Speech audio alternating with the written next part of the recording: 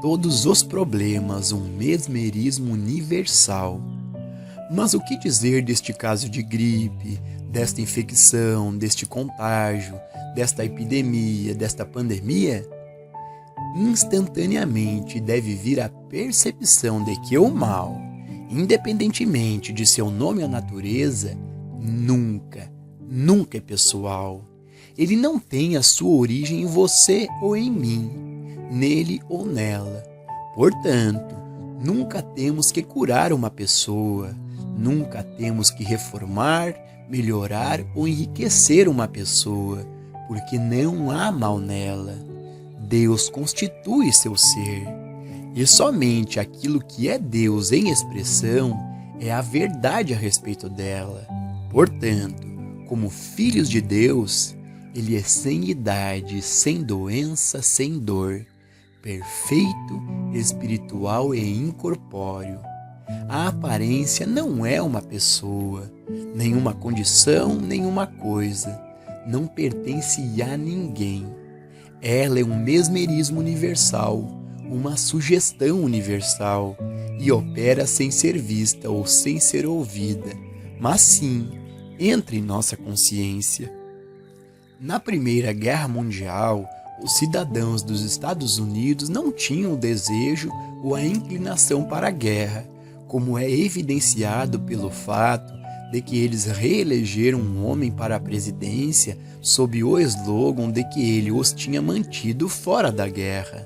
No entanto, 6 meses depois, o país estava em guerra.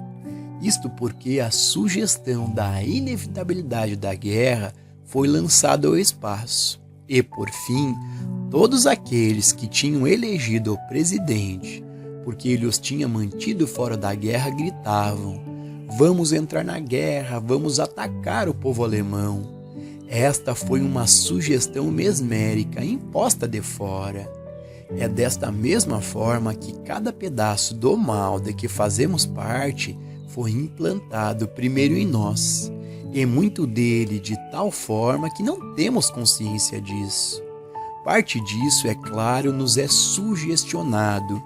Muitos filmes e algumas produções teatrais apelam diretamente aos nossos sentidos e trazem uma resposta sensual, mas esta mesma resposta poderia ser produzida sem que estivéssemos conscientes disso, e talvez não entendamos porque experimentamos alguma emoção bastante estranha para nós, mesmo que possamos ter certeza de que ela deve ter existido em algum lugar na consciência. O medo entra no mundo em uma pessoa pela manhã, e ela se pergunta por que deveria ter medo quando, aparentemente, não há uma razão particular para isso. Esta também é uma atividade e uma sugestão mesmérica que entra em sua consciência, sem que ela esteja realmente ciente disso. A doença, o pecado e os falsos apetites são projetados da mesma maneira, não conscientemente por alguém, mas através desta influência mesmérica da crença em 2 poderes, o bem e o mal, tornando-se livre das sugestões universais. O metafísico e o estudante de sabedoria espiritual, no entanto, têm uma maneira de se manter livre de tais influências em suas vidas. Eles param de se tornar estatísticas que estão sob as leis das médias e são afetadas por essas influências visíveis e invisíveis. E, em vez de culpar alguma pessoa ou circunstâncias pelas discórdias da vida, eles aprenderam a impersonalizar. Impersonalizar e perceber que todo o mal tem sua fonte na crença em 2 poderes, e que não tem poder de projeção, porque não é ordenado por Deus, não é sustentado por Deus. Apesar de nosso desejo de poupar nossas famílias, ou poupar nossos filhos de experiências difíceis, não podemos, porque esta verdade tem que ser aceita na consciência individual. Até certo ponto, podemos fazer isso para uma pessoa durante um tempo, mas no final, a própria pessoa, através de uma atividade da verdade em sua consciência, deve se separar do pecado, da doença, da morte, da falta, da limitação ou dos efeitos de guerras e depressões. Ela deve se libertar e deve fazê-lo conscientemente, percebendo: eu e o meu Pai somos um, e tudo que o Pai tem é meu. Portanto, tudo que emana de Deus se expressa em minha experiência. Aquilo que não é de Deus, o mal impessoal, não é mantido e não é sustentado por Deus, e não tem uma pessoa sobre quem operar. Assim a pessoa se liberta.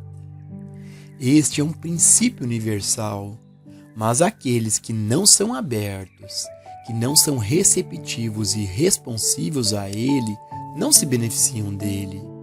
É por esta razão que este princípio é mais eficaz em nossa própria experiência, e muitas vezes naqueles que estão muito próximos a nós.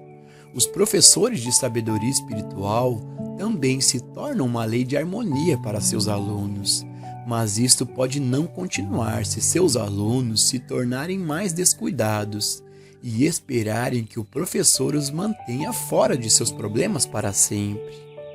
Não podemos nos separar do pecado, dos desejos pecaminosos, falsos apetites ou acidentes, exceto através de uma atividade consciente, de nossa própria consciência.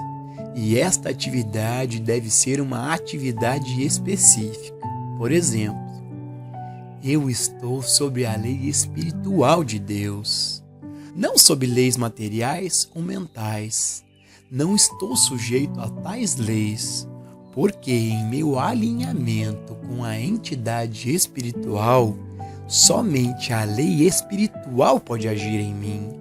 Somente a lei espiritual pode agir sobre e através de mim.